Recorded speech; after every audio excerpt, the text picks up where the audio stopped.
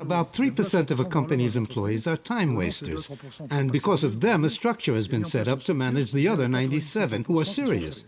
And workers are bullied by the structure. They accomplish barely 50% of what they're capable. It's not just workers who are stifled by this structure. Over the last 30 years, with the rise of information technology, industrial management norms have been applied to all professions, with a multiplication of the number of advisory, managerial, supervisory, and monitoring posts, putting a stranglehold on the employees. The result is a sense of disembodiment in the modern world of work, a deep unease in one's job.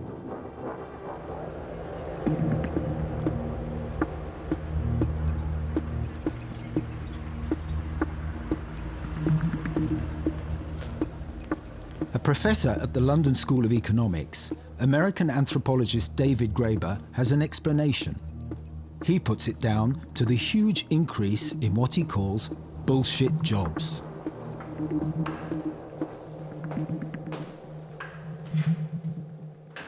There just seems to be a general principle that the more obviously your work benefits other people, the less they pay you. You know, there's a few exceptions. There's doctors, airline pilots. They do something that's clearly necessary and they get paid well. But for the most part, the kind of people whose work is really an obvious social benefit, whether it's a nurse, whether it's a garbage collector. If we didn't have garbage collectors, we'd be in big trouble. If we didn't have human resource consultants, it's not clear how the world would be in any way a different place. If we didn't have corporate lawyers or hedge fund advisors, it might well be distinctly better. The more negative your social benefits, the more money you get.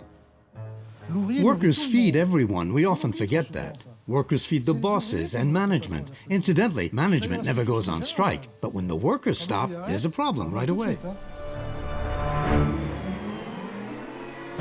The only knowledge of the West is our workers. All it takes is to liberate them. The management structure has experienced foremen and team leaders, but they're confined to a control function. They have to control since they're controlled by the rest of the hierarchy.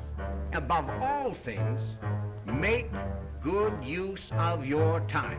For all my life, I've been meeting people who had jobs that they would secretly confide to me didn't really do anything. It seems I keep meeting more and more of them as time goes on. There are certain types of position which build up constantly in large bureaucratic organizations, and I'm including corporations especially in this, which are essentially people who make work for other people who do similar things. They're just pushing papers back and forth between desks, designing new forms of audit culture, new ways of assessing people who are assessing other people. What's paradoxical about this confused era is that the more money they lose, the more control they apply. It's a vicious cycle. They're constantly talking about efficiency, downsizing. But when they downsize, they seem to strip down to the minimum the number of people who are actually making, maintaining, fixing, moving things, who are actually doing the work.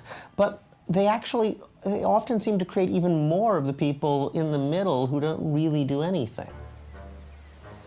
These people fire the productive staff, they fired the salesmen, because if things aren't going well, it's obviously the fault of the salesman, right? And they hire unproductive people. None of these people actually do anything that's really socially necessary, but there's an escalation process. And a lot of the bureaucratic stuff seems to operate in a very similar way. It's a need created by the fact that other people think that there's a need, and it feeds off itself.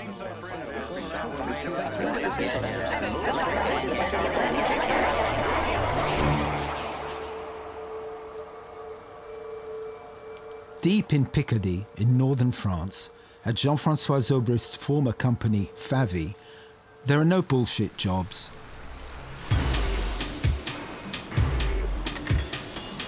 The godsend at Fugit is the gearbox fork. Over the last 20 years, this foundry has worked its way up to the top rank of European suppliers of this hard-wearing copper alloy car part. The company is so successful, it even exports to China, which isn't well known for importing industrial parts from France.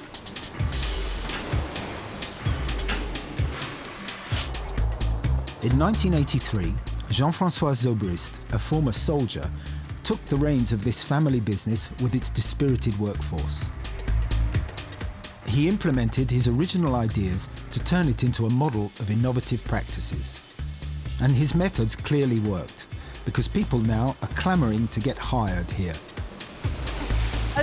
Oh yes, I'm very happy. Actually, when I was told that I got the job, I was so happy, I cried. So contented are Favi's 400 employees, there isn't even a union. There's no union at Favi, there's just a workers' committee. The managing director is president of the workers' council. No, we've never had a union. No, I don't think it's necessary. Not with our ways of working. At Favi, they have an extremely original way of working. The hierarchy has been reduced to a minimum. The director and then the employees, who organize themselves. To reach this state of affairs, Jean-François Zobrist applied two basic principles. Man is good and love the customer.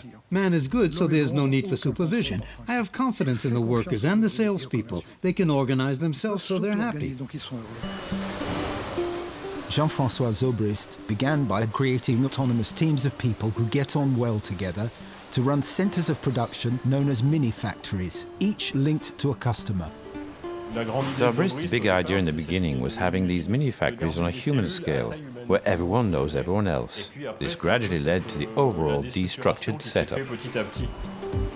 Rapidly, these mini-factories proved highly profitable. So much so that Favi has been able in good years to give its employees a bonus worth 3 months' salary. All that from just letting people do things their own way. Trust gets better results than control. The cost of overseeing things is so bloated that any problem caused by the absence of control costs nothing in comparison. So it's a matter of principle for us not checking up on production rates or working hours, nothing. Running a company with no hierarchical control sounds good on paper, but what happens when you have problems with a particular employee? Say, when a lone shirker puts a spanner in the works. What happens when something goes wrong? Well, usually bosses intervene to set things straight again. Now, if someone shows up late for work, it probably means he had a problem of some sort. If it's repeated, it's sorted out first within the manufactory, because a missing operator throws off the work of the whole team. I try and have a talk with the person about what's wrong. Is he having problems? Does he feel uncomfortable in that mini factory? Would he like to try something else? That's how it works. So 10% of the time you go beyond the system, it doesn't work. But 90% of the problems are sorted out on the spot.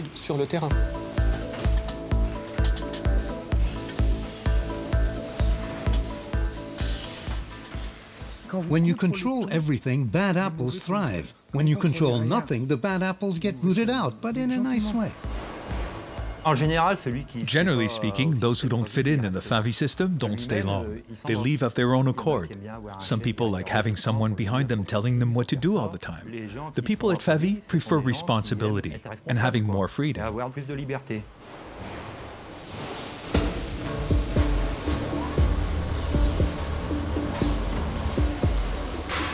Jean-François Zobrist didn't come up with this successful way of doing things all by himself. He found inspiration in various different models, sharing these ideas with his teams.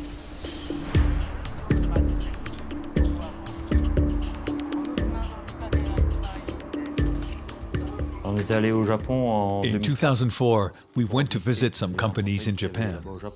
The Japanese culture is completely different. I think that for the Japanese, the company comes before the family. They live for the company, which isn't exactly the case here.